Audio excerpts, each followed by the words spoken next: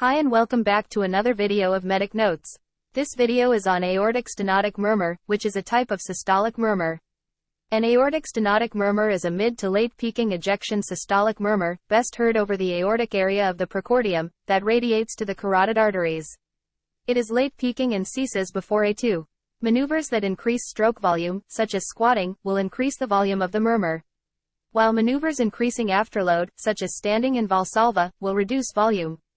This diagram shows the timing and shape of an aortic stenotic murmur. So you can see it's a systolic murmur. The most common causes of an aortic stenotic murmur are age-related degeneration or calcification, and rheumatic heart disease. Other causes are congenital bicuspid valve and calcification, and congenital aortic stenosis. For its mechanism, most causes of aortic stenosis eventually result in progressive damage to, and calcification of the valvular apparatus, leading to narrowing or obstruction of the area of the valve, and stiffening of the leaflets. Blood flowing over the stenotic valve in systole causes the murmur. The mechanisms leading to this common pathway vary depending on the underlying pathology. Let's look at the mechanism for specific causes. For age-related degeneration, also called senile calcification. This was initially thought to be due to normal, continuous mechanical stress over many years. The current proposed mechanism involves inflammatory changes, lipid accumulation, upregulation of immunological mediators, and ACE activity leading to calcification and bone formation. Next, in rheumatic heart disease.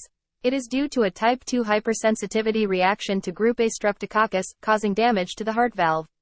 Antibodies directed against the M protein of the gas cross-react and act against normal myocardium, joints and other tissues by virtue of molecular mimicry. The M protein antigen of the gas looks like normal self-antigens, which are attacked by the body's immune system. The resulting reaction leads to the characteristic changes of rheumatic heart disease, which include fusion of the commissures and cusps, thickening of leaflet edges, and thickened short A tendinae. Consequently, valve area is diminished and the valve cannot open widely or efficiently. Whereas for dynamic maneuvers mechanisms, maneuvers such as squatting increase venous return, stroke volume, flow across the valve, and thus the murmur. The strain of Valsalva, which decreases venous return, has the opposite effect on the intensity of the murmur. These are the flow charts showing how dynamic maneuvers increase or decrease the intensity of aortic stenosis. For squatting, it will increase venous return. Following the Frank-Starling mechanism, it will increase left ventricular output across the stenosed valve, hence increase the intensity of the aortic stenosis. Whereas for handgrip or standing, there is increased sympathetic drive, causing vasoconstriction. There is increased total peripheral resistance against the left ventricle, less flow across the stenosed valve, hence reduces the intensity of aortic stenosis. That's all for this video. Thank you.